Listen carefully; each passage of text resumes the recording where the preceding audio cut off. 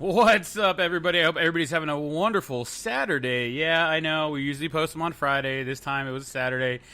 Extenuating circumstances kept us from posting last night, but it's fine. We're here today. We got a little extra to talk about since yesterday we were going to talk about the Dodgers Angels. They're going to play here in a bit for the second game. We talked about last night's game. But before all that, I want to thank you all for joining us again.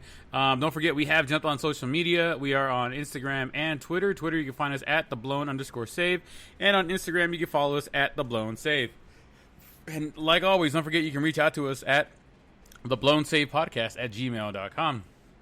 Don't forget, guys, also, I would not be here without my one, my only, my road dog, Mr. Casas. What's up, baby? What's up? How are we doing? We are doing excellent, sir. We are doing excelente, baby.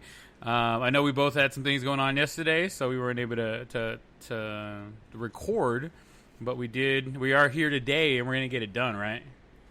That's right. I had some unexpected, very important family time because I'm about to start going back to work, and I knew my mom was coming over, but I didn't realize my dad was coming, and then he wanted to do some night swimming, and they don't have access to the Dodgers channel over there, and of course I have it over here, so he wanted to stay and watch the whole Dodgers game, which, I mean, it was really nice. The boys really enjoyed it, and it was just great family bonding time, that just is priceless to me. Absolutely, man. I mean, I can't ever argue with, hey, man, my mom and dad are here. They want to watch the game. We want to hang out, do some night swimming. Hey, man, that's fine, man. We could always save it for another day. And I know with you working, maybe we'll change up the schedule. Maybe we'll make Saturdays a thing now instead of Friday nights. But, we'll cross that bridge when we get to it, like I said before. But for those of you guys listening at home, things may change just a little bit, but not too much because we're always going to be right here. So, as always, Artie, it's a 3-drink minimum, baby. I know you got things to do today, but what are you drinking tonight? I got some vodka with some cranberry juice. Damn. You ain't even goddamn. All right. I mean, I'm just drinking some Modelo, and I'm going to keep it cool because I am going to go night swimming because it's still like 107 degrees out here in Mobile. Oh, my God. It's ridiculous. Yeah, it's pretty hot. I don't know about over there. So usually it's not that bad, but I can imagine you had this problem. But you are higher up, so maybe you didn't. Mm-hmm. But today was the first time that I woke up, and the air quality was really bad, dude. I went out to, I'm constantly working on painting that damn pergola. Yeah. And I went out to, paint a little bit more because I just do a little bit at a time. And dude, I had such a hard time breathing. I did like the bare minimum that I needed to do for today. Like, I was kind of set a little goal. Yeah. And I came in and I felt like the fumes, from the fires that's been going on were inside my system, dude. Like, never had the smell of smoke so bad over here in my house like that, and outside, just crazy. Yeah. How close are you guys to those fires over there, or what's going on over there? There's been a couple, right? And my wife is more in tune with that, but I believe there was one over here in Corona, and then there was another one over here in Azusa, right? I knew the one in Corona, but not Azusa. So I believe the one in Azusa is the one that's kind of hitting us downward because that's above us, and most of the time the wind comes from like that direction towards my house. Right. So I don't think the Corona one is really hitting my house. I live in Chino, so I'm thinking the Azusa one is the one that created all the smoke and basically the bad air quality here at my house. Because I mean, dude, I've never had that, and I haven't experienced. I mean, there's been moments in life, where we all experience some bad air quality. Yeah. But that's the first time since I've been here in Chino, I've seen some really bad air quality. And I believe it was last year where there was some real bad air quality over here, and there was a whole bunch of ash everywhere, and it was all over the pool, of course, made a mess. Yeah. But I don't know. Even then, I don't remember the air being as bad as it was today, Yeah, I mean, it wasn't too bad. Like you said, up on the hill, the air quality, we're usually above everything, which is pretty cool. But definitely when I got home, there's still definitely a smell out there. The quality is not great today. So if you guys can, stay inside, stay out of the heat. If you are outside, make sure you guys drink plenty of water or something refreshing, but make sure you guys are drinking some water. That's right. Let's do this. All right, let's get into it. Coming through in the clutch, to no surprise, is the NBA. Yale and the NBA partnered up to land the COVID testing breakthrough that the NFL and quite frankly, everyone else in the United States and across the world, I'm guessing, has been hoping for. In a significant turn of events in COVID-19 testing, the U.S. Food and Drug Administration granted an emergency authorization for the public to begin employing a saliva-based test, expected to significantly increase the availability, turnaround time, and affordability of combating the coronavirus epidemic in the U.S. The test, coined SalivaDirect, is being called a game changer. Testing can be done for as little as $4, although retail price is expected to be a little bit higher than that. And the turnaround, you didn't write this on there, but the turnaround is within 48 hours. So definite game changer here. Being able to make a test that's going to be so affordable to the general public, so it's going to be able to go out there. And then no more sticking the Q-tip all the way up your nose and touching your brain. It's all you gotta do is spit on a little bit, and you're good to go. So that definitely is a great story coming out. I know you sent that to me earlier. I thought it was pretty cool, man. I just again, I'm not surprised by the NBA. They've always been so proactive in trying to really say, okay, what's the best possible scenarios that we could put ourselves in, to be successful. And them being proactive, they're the ones that funded this testing with Yale, and everybody's going to jump on it. And again, they're calling it a game changer because I know we'll talk about it right now in a little bit, but a couple of programs have already said, we're just not going to play, we're not going to have football this fall. Yeah. Oh, absolutely. Do you think, maybe this is hoping a little bit too much too soon, but do you think with what's going on in the NCAA football world, do you think this changes things a little bit, or do you think we're not gonna have it and keep moving forward? So I put it on your side note because I didn't want to ruin the next thing where we're gonna really get into on there. But I was already reading a report that some of these programs might rescind their decision to not play in the fall because of this. I read a report. These are all reports, so I haven't looked into the how valid they are, who they're coming from, stuff like that. But they're just reports I'm constantly reading. But I read a report, some parents are even filing for lawsuits or petitions to keep the season going because it's little Johnny's last year played college football and he's not going to play in the NFL and blah blah blah blah. Stuff like that. But I did read some of those things, so those are little side things that people just don't really notice, and with this, I don't know, man. I'm curious. I'm very curious to see how it works out. Well, definitely. Yeah. I'm sorry. I just think the NFL is going to be the guinea pig, and then if things go well with the NFL, I think that the NCAA might change things around. You know what I'm saying, and make a decision. Say, you know what, it's working over there, so why don't we just try to replicate what they're doing and see if we can get it going over here. Yeah, I could see that going on. So, jumping right into NCAA football, everyone was opting out of fall sports. The Pac-12, per se, was on the verge of having a season with the Pac-12 student athletes sending a letter to the heads of the Pac-12 organization or leadership. They were ready to go, suit up, and play under the right circumstances. We talked a little bit about it a week ago, but now the Pac-12 leadership has said no. They will forego all fall and winter sports for the 2020 season. This will obviously, they will revisit what will happen in the spring with spring sports, and maybe even playing those fall sports in the spring towards the beginning of the year. But basically, have shown that do not care about the student athletes and what they feel they deserve. Big 12, Big 10, Big 12 are opting out, and the Middle American Conference and UConn still sitting out as well.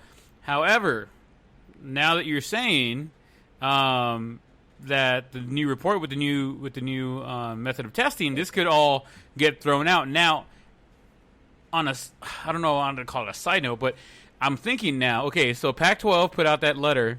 We posted it on our Instagram, and I shared it out there, where the players were concerned. They're like, hey, some of these guys aren't going to play in the NFL. Some of these guys aren't going anywhere past this.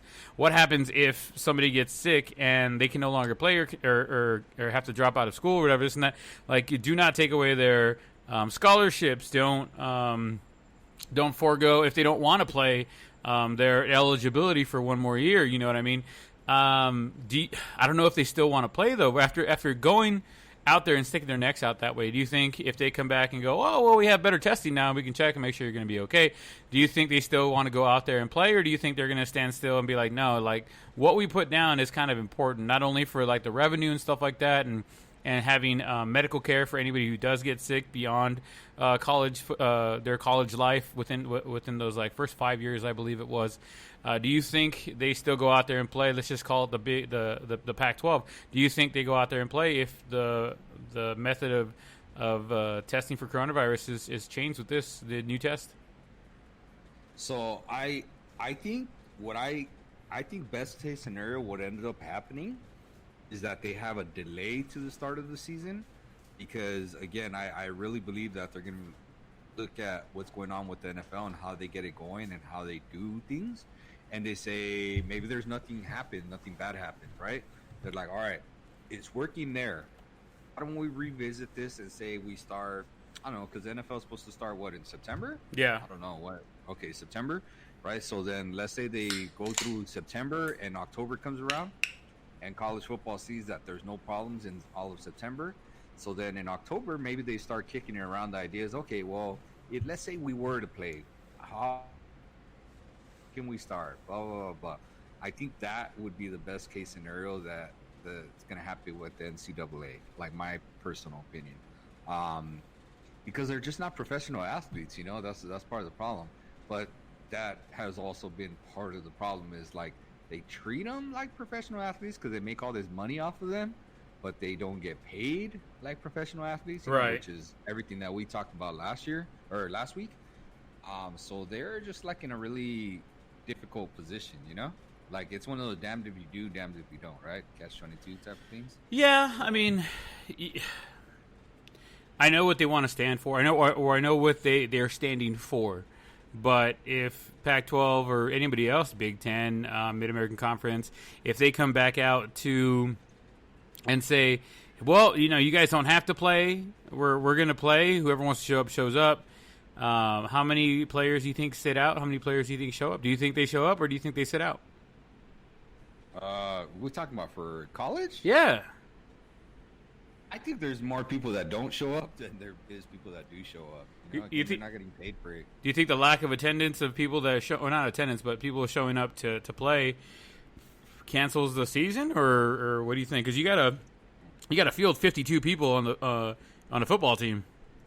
Yeah, I do. I don't know. I really think it's gonna be one of those they got to revisit it. I think it's gonna be a wait and see type of thing. I really believe that's like a hard one for me right now. I think it's just a wait and see. That's just kind of where I'm at with that. All right. I know you put a note here that high school football has already started playing in Utah, while everybody holds their breath and hopes there are no major repercussions out of it. Do you know if there's any extra safety precautions going on in high school football up in Utah, or what's going on with that? I did not. I just saw that they were playing and stuff like that. It was a high school football game. I did not see a ton of people in the stands or anything like that. So I don't know. It's one of those, again, I know a lot of people were writing and they're like, oh, now it's just time to hold our breaths and hope that none of the kids got infected or anything like that, you know? Yeah. And I know everybody's talking about those masks and stuff like that, but brought up like that they're using it or anything like that, you know? Yeah, it's going to be a very interesting fall sports everywhere, I think, because the fall sports, hockey, football, soccer, even, you know what I mean? Like, you're really getting into people like full contact and stuff like that. I mean, NBA's done it very well. You know, they are in the bubble, and everybody so far has stayed true and not messed up. But you know, we'll have to wait and see what happens there. Jumping into the MLB, Zach Plesac and Mike Clevenger had been reinstated and sent to an Indians alternate facility after it was found out that they had broken quarantine. Plesac was told to keep driving straight home after it was found that he had left the team's hotel. Later, it was found out that Clevenger had been with him, and in fact, Clevenger, there was a team meeting in the locker room and Clevenger was in there listening to everybody and had his 2 cents about stuff. And then later on, they found out he was actually out there too. So so they sent him out, and then they decided, okay, so they're gonna put Plesac and Clevenger. They put them on a mandatory quarantine for at least 3 days. And they have to have 2 negative tests before they leave that secondary or alternate Indians facility. I mean, what do you think about that, dude? Like, do you think they should even be allowed to come back and play? No, I think Clevenger is too good not to have him on the team. Do you think that's why do you think that's why they told Plesac, all right, don't go home, just go to the other place? You think maybe Clevenger was like, hey, if you're gonna send him home, you got to send me home because I was with him. All right. Yeah, they're like, all right then, get out of here. But come back in a couple days. Yeah, I thought they really made a statement by sending him home though. You know what I'm saying? Like I was like, wow, I was really impressed. Really impressed. I agree, man. I was extremely impressed with how Cleveland handled it. I'm like, good, send that fucker home and forget that dude, like whatever. But now that they have Mike Clevenger also was an accomplice there, they're like, well, just go to the other side, and then we'll see you in a couple days. Like, so I think they did a good job by sending the guy home, but then I think they caved a little bit because obviously, like you said, they need Mike Clevenger. And it would be hypocritical if they didn't allow the other Plesac to come back. Right. Yeah, man. It's really interesting. I don't know. I really don't know what they do with. I think with Plesac, I don't think he comes back this year. I hope he does because he's pretty damn good, and he looked like he was ready to break out. And for those who don't know, his uncle's a really famous pitcher as well too. That played back in the '80s. That Dan Plesac. And he's one of the commentary guys on the MLB Network. But I think that dude basically don't come back this year. And honestly, like for me, that dude is a headache. He's gonna be a dude that I would not want in my organization in terms of having to deal with the headache. Now the problem is, if you try to trade him right now, you're not gonna get a whole lot for him because of the headache. The situation, yeah. But in terms of talent, he's pretty damn good. He'd be the ace on the Angels staff. I'll tell you that. So, but yeah, dude, he's pretty good. So I just don't think he comes back this year. But I think Clevenger does. If Cleveland runs into a scenario where they really need, pitching, and they're in the playoff contention or something like that, he comes back. Because he's just that good, man. He's just that damn good. He's a pretty damn good player. Right on. Well, we'll have to see here in a little bit and see what happens the rest of the season. See if the Indians stay in the hunt, and if so, if they bring him back up, or if they say, reap what you sow, son. We'll see you next year. Right. And moving on to the Washington Nationals, the actual team that has a name in Washington. And I know this. What we're going to talk about right now, people getting thrown out of a game. We've seen it a million times. People arguing balls and strikes. You don't argue balls and strikes with the umpire. You just don't do it. Unfortunately, Steven Strasburg did, and he got tossed out of the game. But the funny thing is, he got tossed out from the bleachers. He wasn't on the field. He wasn't on the bench, but he was up in the stands. Strasburg was sitting in the stands enjoying the game, and he started heckling the umpire for a few close calls that he didn't agree with. The umpire stood for one comment from the peanut gallery. The umpire only stood for one comment from the peanut gallery. The second time around, he promptly threw Strasburg out. Dave Martinez, the Nats manager, was confused at first. He was like, he didn't know who had gotten tossed. The umpire had to specify and shoo Strasburg out of the stands. Like, no. If you guys watch the video, he's like, no, nobody in there. It's up there. That guy over there. Hey, get out of here. And you could see Strasburg laughing and saying something as he left the stands or whatever. But I think it was pretty funny that Strasburg got tossed out, not even on the bench or on the field. He was out in the stands. Right. Yeah. I thought it was really interesting as well too. But you know what? I saw the calls that they were making, and I understand why he was all pissed off and running his mouth at them. Like I was like, well, yeah, I could see it. And then what was cool is when Strasburg left, he took off his cap and he like. He did the like, you're begging. Yeah. With his cap, I thought that was pretty like a good way to say like, dude, a nice little fu before he leaves. Absolutely.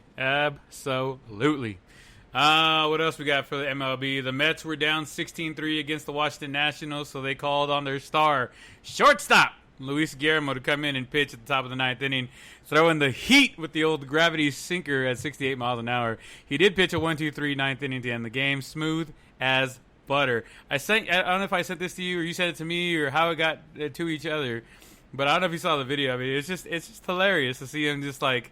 You made a comment on the Instagram post, and you were like, "This looks like me on a Sunday league, throwing high heat at 68." Oh man, it was a great. If you guys get a chance, definitely go check out John Boy videos. He's got some really good short clips of like stuff that happens in baseball. Really good commentary and stuff like that. I know I'm a definite fan. I know Artie. I know you're becoming a fan as well.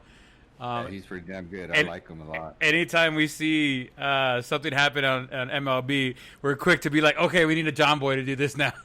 Yeah, for sure. Like break it down, like get into the details, get into the lip reading for us, Absolutely. I know everybody says I got the voice for this, but man, that boy can say it. All right, so we have come to the part of the show where we're talking MLB, and we get a chance, the privilege, to talk about the Freeway Series happening today, tomorrow. Well, technically yesterday, today, and tomorrow. Yesterday, Kershaw and Sandoval on the bump. Kershaw looked a little shaky in his last start, so if the Halos came out swinging, they would in the first few innings they might get a chance to stay in the game. However, it did not work out in that way. Kershaw actually was pretty dominant. I think he only gave up the one-run home run, single. He gave up the single shot from Rendon. And other than that, he was pretty dominant. The Angels did score a couple more runs later on in the game, but it was not enough to come back and win. Sandoval, who was coming off a decent outing, going 6 solid innings, only giving up 4 hits and 2 runs. It was his first game against the Dodgers, and he won't forget it. I'll tell you that much. Mookie Betts was coming off a 3-home run game the other day, and man, he was just doing work. Trout did not seem to have anything for anybody yesterday. But Mookie was doing things. Who hit that big old one the other day? What are you talking about? Yesterday, last night's game. Somebody hadn't hit. Cody Bellinger, that's what it was. Cody Bellinger. Yeah, he hadn't hit anything in a while, and he finally hit 2 home runs in one game. Home runs on the year, he had the two home runs for the whole year. He had 2, and I believe he hadn't hit one for like a week or something like that. I don't know, 2 weeks, something like that. I can't remember what it was. It was a while, and then all of a sudden he had 2 yesterday, and they were both off lefties. That was what I was impressed of. Yeah, so he's definitely getting his stroke, which is really good for you guys, not for us. Hopefully he loses it for the next 2 days, and then he can get it back on Monday. Yeah. We'll see how that goes. That was funny because I was reading your comments, and me, I always like to throw in little jabs in your little comments there. Yeah. You went in there. I thought it was funny because you went in there talking about if we do this and Kershaw. Well, if they did that, they would have come out victorious. How did it work out? How did it work out? It did not work out very well. I got plenty of people out there listening that were giving me plenty of shit last night and today about it. So I mean, it is what it is. We look back. Somebody told me they're like. I hope you're ready for disappointment. I told them I've been an Angel fan since 1985. I'm used to disappointment for a long, long time, but I still root for them. They're still my team. Yeah, of course. I got to stick with them no matter what. I know I'm wishing Bundy was pitching, so I would love to have slapped him around as well, too. I see it right there. I was getting to it. Yeah. You know what? He's good, though. He's off to a really good start. He's been a dude that was drafted to be an ace, and maybe he's living up to it, maybe he's not. I'm not sold on it until you pitch against a real good team. I mean, the Oakland game, they were coming off a 9-game win streak. Bundy went in and shut them down. Yeah, they were on a 9-game win streak. 9 games, bro. Games? Yeah, they were on a 8 or 9 game win streak, and they walked into Angel Stadium thinking they were going to roll right through the Angels, and didn't happen. Yeah. That was probably the only impressive one because, beating Seattle, that's not going to impress me. No, but... He lost to them one time, too. That's what he lost to Seattle once. Well, he lost to Seattle. Technically, he lost to Seattle because we had 2 2 outs and the blow pin came in. The blow pin came in and blew it. Come on, runs. 2 outs with a guy on second and first and second. Come on. It's his guys. If Absolutely. On first and second, I understand how the numbers work, puppy. I understand how the numbers work. All right. I'm not sold on him, but he's clearly your guys' best pitcher because Shohei is a buster, and Canning is not living up to fucking what he's supposed to be. You know. So Bundy right now, like I was telling you, so I play MLB The Show. Right. Bundy made the biggest jump that anybody's ever made on the video game. He was a bronze pitcher, and he went from a bronze to a gold. So that dude skipped silver level, and he went to a gold. I didn't see where he was rated on the gold. I believe he maybe just snuck into the gold, like into like the 80s, I think, like 80 exactly. But still, dude, to go from a bronze to an 80, that's impressive. Next tier is diamond, and of course he's not going to hit a diamond until he's consistent. And again, it's not that he hasn't been consistent this year. It's just that he hasn't faced any like big hitting teams. Like while Oakland's good, they're still not like a big old hitting team, you know? Yeah. So I'm curious to see. And at this point, the Astros aren't much of a hitting team, so it's not like seeing that him go up against the Astros would be all that impressive right now either, you know? So I don't know, it'll be interesting. I mean, like I said, it's a feel-good story. It's a feel-good story for absolutely. Sure. Comeback player of the year, maybe. I don't know. Maybe I don't know. But he wasn't hurt last year. I was thinking it might have been Giancarlo Stanton, but we all know where he's at now. Speaking of, I was gonna bring that up right now, because Trout was tied for second coming out of yesterday in home runs with 8 of them. Judge was the only one ahead of him by 1, who's at 9, and Betts was at 7. So Judge is now on the DL. El Nino just took the lead in a 2-horse race. So pitching will definitely be the difference maker in the entire series. If our pitchers can pitch, it's going to be competitive. But you can't get 5 runs and then your pitching give up 10. It doesn't work out that way. So we'll have to see what happens this next game. It's actually starting here in a little bit, so I'll make sure I keep an eye on that. If anything good happens, I'll let you know. If anything bad happens, I'll keep quiet, and then we'll just keep going. That's funny. Yeah, the Dodgers, I feel like they're hitting their stride. They're first place now in the NL West. But it's just one of those. Once that team, they're a team that once they get rolling, they're going to be pretty impressive. Hey, did you see my text today that I sent you about the tweet about Trout too? No. I didn't realize it. They were talking about how Trout's only been to one postseason, has never won a game. I could have sworn I sent you that text. I'm sure you did. But it was like from prominent. I remember now. Writers. He's going to win his 4th MVP and still not made it to the playoffs. Oh, and still never won a game. Yeah, something like that. Yeah. So we'll just have to see what happens with the game today. It's about to get going right now. Beautiful night in Anaheim at the Angel Stadium, so we'll see how it goes. Shifting gears, moving into the NFL. The Seahawks rookie has been let go by the organization after attempting to sneak a woman into the team hotel room. Rookie cornerback Kima Siverand. What do you think, Kima? Yeah, works for me. Kima Siverand was a free agent rookie. He was let go by the Seahawks when he was caught trying to sneak a woman into the hotel. She wore Seahawks gear in order to get in, and he tried to disguise her. So he was like, okay, this is where you have to walk in. You got to wear this very specific clothing. You got to come in at this exact time. You know, this is when people are coming in. Just kind of blend in with them, blah, blah, blah. He got caught, and he's out of there. I got 3 letters for him. XFL. Go, because you ain't making it in the NFL anytime soon. Ain't nobody gonna want you. Not right now, you ain't. Not if you're deliberately doing dumb shit, you know, that you're not supposed to be.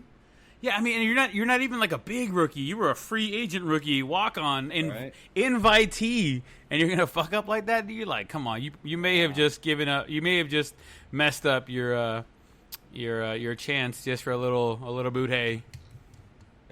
Yeah, and those are the kind of guys that, you know, teams are looking to make examples of, that dudes that are invitees, you know? Yeah. Like, oh, yeah, you don't want to follow? All right. Cool, you gone. It's one of those things, man. You know, like you said, teams are always looking for somebody to make an example out of, and congratulations, Mr. Siverand, because you just became an example for the entire league. All right, what else? Not one, but two huge tight ends signing over this last week. George Kittle and the San Francisco Santa Clarita 49er Whiners signed a 5-year, $75 million contract, making it the richest contract for a tight end in NFL history. Good on the Kittle and the Santa Clarita San Francisco 40 Whiners. Travis Kelce, which was a surprise, signed an extension for 4 years for what will be about $57.25 million. This will be Kelce's third contract with the Kansas City Chiefs. He's already well over $125 million with the Kansas City Chiefs. Looks like he isn't going anywhere for the rest of his career. And honestly, with Patrick Mahomes there and what they're building there, would you want to go anywhere else? Yeah, I mean, I it's... Kelce could possibly become a Hall of Famer, man. Like, he's pretty damn good at tight ends and the numbers he's put up and stuff like that. Like, he's in the talks for a Hall of Famer. I mean, he's got the numbers. He's got a Super Bowl. And if he stays with Mahomes could keep beating him. He's like a number one receiver on that team. You know, I know right now the Cheetah is technically the one receiver. Oh, yeah. But sometimes I feel like the Cheetah is either a deep bomb threat or like a little short short pass, and let's see what you can make out of it. You know, he doesn't feel like a true receiver. Does that make sense? Yeah. And Kelce reminds me a lot of like a Gronkowski, you know, like a lot. And Gronk to me is an automatic Hall of Famer already. Oh, I mean, he would have definitely been in the Hall of Fame a little bit sooner had he not want to come back. Had he not heard the conch and run to freaking Tom Brady in Tampa Bay. So we'll see how long he lasts. Maybe 1-2 years. Well, it was a 2-year contract, right, for Gronkleberry? Yeah, something like that. But I think Kelsey's on his way to become a Hall of Famer. I love the story of George Kittle, dude. Like, of how he was like not offered a D1 scholarship, and he was like the number 3 tight end that his college wanted. He didn't get like a full scholarship until like his junior or senior year, and now this dude's gone. And he went in like playing into college, weighing like at 187 or something like that, and now he's playing at the NFL at like 250 or 245. Yeah, he definitely bulked up. Yeah, dude. So like me, I love feel good stories like that. That's to me just I like that stuff because you know you're always going to have your stars. And the problem is sometimes these stars don't live up to what they're capable of because they just don't have the work ethic, you know? Yeah. So I like when a dude becomes a star because of his work ethic. Does that make sense? And I think George Kittle is one of those dudes that became a star because of his work ethic. And so I always cheer for him. Kelce seemed to have more of the pedigree for it. You know, he has a brother in the NFL as well, too. So it was not like a big surprise that he became an NFL player. Of course, becoming this good of an NFL player might be a surprise, but still, he's on the verge of being a Hall of Famer. George Kittle is still too early to tell. You know, he needs a Super Bowl, even though he's been to the Super Bowl. He needs a Super Bowl ring. He has put up some numbers, but you know, he's fought through a couple injuries, stuff like that. He's still ways away from being you know, maybe a possible Hall of Famer. But I think Kelce's got the pedigree. I don't know that if he stops right now, he's a Hall of Famer. But if he keeps going at the pace he's at right now, I think he's a Hall of Famer. Definitely in the next 4 years, whatever he does here is going to definitely either cement him into the Hall of Fame, be a first or second ballot Hall of Famer. If he lays an egg, which I doubt it's going to happen, or if injury happens, he may get in, but it won't be almost immediate. It'll take 4 or 5 ballots before he gets in. But I think he's still right now, depending on what happens the next couple of years. But if needed, I think if barring injury, I think he gets in. Honestly, Kittle, like you said, yeah, he definitely has some room to grow and some things to show. But he's moving in the right direction. Definitely moving in the right direction. I know our boy Evan out there is probably like, motherfucker, he's the greatest motherfucker in the world. Nobody wants to hear from you, Platano. It's all right. That's all right. He's just better at any tight end the Cowboys have right now. That's for sure. Right now, yeah, absolutely. Yeah. I would take either one of those guys in a heartbeat. I know we got a couple decent dudes, but you ain't no Kelce and you ain't no Kittle. Let's be real with it. Dude, so I'm looking at Kelce's numbers. He's had 4 consecutive years with 1,000+ yards receiving. He has 100 catch season under his belt. Last year, he just missed it by 3 catches. I mean, and then he has touchdowns, solid numbers, 5s, 4s, 8, and a 10. You know, not bad for tight ends. Yeah. But, I think that's impressive, dude, because those are like wide receiver numbers, you know, from a tight end position. And he blocks. Not like he doesn't block, dude. He blocks well. He's a big boy. He better block well. Yep.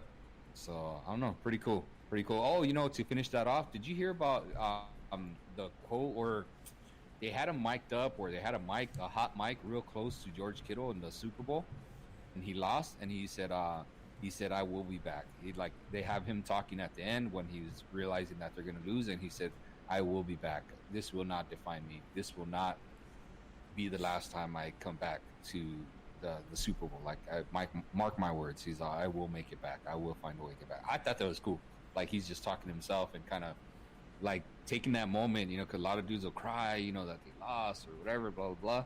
But that dude's using it as like motivation. And again, that's what I like about someone like him, is this dude doesn't cry about what hasn't gone right for him. He's trying to use what hasn't gone right for him as fuel to try to make things happen for him, you know? Yeah, no, I'm with you there 100%.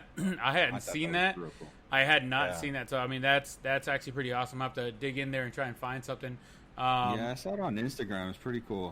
When I find it, if I see it again, I'll send it to you. But I really like that. I thought it was real cool. Right on. Let's move over to the NBA.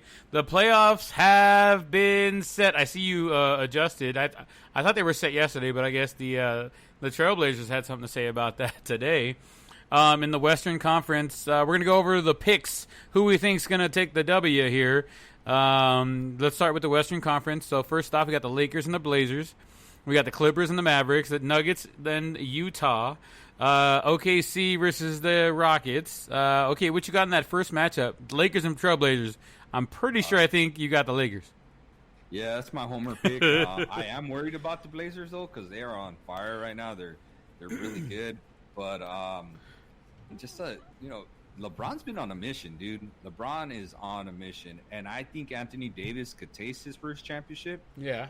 And with everything that's been going on and Kobe passing away this year, dude, like, I think LeBron's shouldering all that. I don't see Anthony Davis really take on that kind of leadership the way LeBron does. Yeah. But I think LeBron is gonna find a way to carry the team, the Lakers, man. Like, dude, you saw. I think I sent you the message, right? That for the first time in his NBA career, he led the NBA in assists, dude. He had 10.3. Yeah, no, I saw that. I mean, he's definitely on a mission. I think all Laker fans believe that if he doesn't win the championship this year, it was a wasted bubble end season, and I know that everybody's rooting for him just because they want to honor Kobe. So it'll be awesome. All I've been hearing about today is how if the Trailblazers got it and they play the Lakers better be careful because the Trailblazers can make it go the distance. So it'll be very interesting to see how that one goes. But I have to agree. I'm going to go with the Lakers with you as well. And I remember a few years ago they got rid of the best of 5 series and everything's now best of 7. Yeah. If this was a best of 5 series, I'd be even more scared of the Blazers, dude, because you could always steal a game. And then if you steal a game, dude, like, man, that changes everything in a 5-game series. You know? Absolutely. You know? I mean, like, that's how my Dodgers lost against the Nationals. You know, like, they stole a game, and it changes the complexion of that series. You know, like, that's what game series do. Like, if the underdog finds a way to steal a game, damn, that changes the 5-game series. Now that's a 7-game series. I like it because usually the better team will win. Usually, yeah. Okay, that's not to say that it doesn't happen. Usually the better team wins. You know, like I don't think a 8 has ever beaten a 1 in a 7-game series in the NBA. I could be wrong, but I don't think it's happened yet. I know it has happened in a 5-game series, but never in a 7-game series. We'll have to wait and see what happens. Second game up, or second duo up, the LA Clippers at number 2 and the Mavericks at number 7. I mean, I got to stay with the Clips just because they're still here in LA. Yeah, I do like the Mavericks. Luka, though, the guard that they have over there, that dude's pretty good, man. And my boy Joe Lasky, he's a big Dallas Mavericks fan. He's a Dallas everything fan. Just because, you know, he visited it one time, like on a Thursday and stuff like that. Like, you know, one of those things, like, most fans or Dallas, whatever, find a reason. Most fans. Oh, okay, my bad. Jesus. Yeah. But no, seriously, he is a Dallas Mavericks fan. He's been one since he was a kid, so I'll give him that. But you're right, dude. The Clippers just look damn good. I like Kawhi Leonard. He has that Mamba mentality where he just really focused. I saw the same thing with Kawhi, man. That dude just finished setting like career highs and everything that for his stats. Most points per game he's ever had, most assists per game he's ever had. Like he's another dude that he reminds me of a blue collared basketball player, dude. Like he's just there to win. He doesn't care if it looks pretty or anything. He's just trying to find a way to win. I'm with you there. I like that. I like that analogy. It doesn't got to be pretty. You just got to get the W. Yeah, because he doesn't play the game pretty, dude. He's solid, but man, he doesn't play. But Luka, he plays the game a little pretty. He's kind of pretty sometimes with that, and I don't know. He's fun to watch. That's going to be a really good series. I'm really looking forward to those two series. All right, the next two games I think can go either way. We got the Nuggets and the Jazz. Who do you got there, Nuggets and Jazz? Well, the Nuggets look like the better team, but the Jazz have that I'm trying Spider Mitchell. That dude's pretty good too, man. He's an up and coming kid that's turning into like a superstar little by little. I really like him. I used to hate the Jazz growing up, because they obviously used to be one of the nemesis for the Lakers. The Nuggets, the same thing. They got Jokic, who they're calling like reincarnation of like Larry Bird, I think is that they were saying. So they're impressive. It's not a series that I care to watch too much. I like rooting for the underdogs, so I hope Spider Mitchell finds a way to win that one. But I mean, centers, if that dude could control the paint, they have a better shot at winning that series. So, but I'll take Utah for the upset on that one. Actually, you know what? I'm going to join you on that one. I really think Utah's going to beat Denver.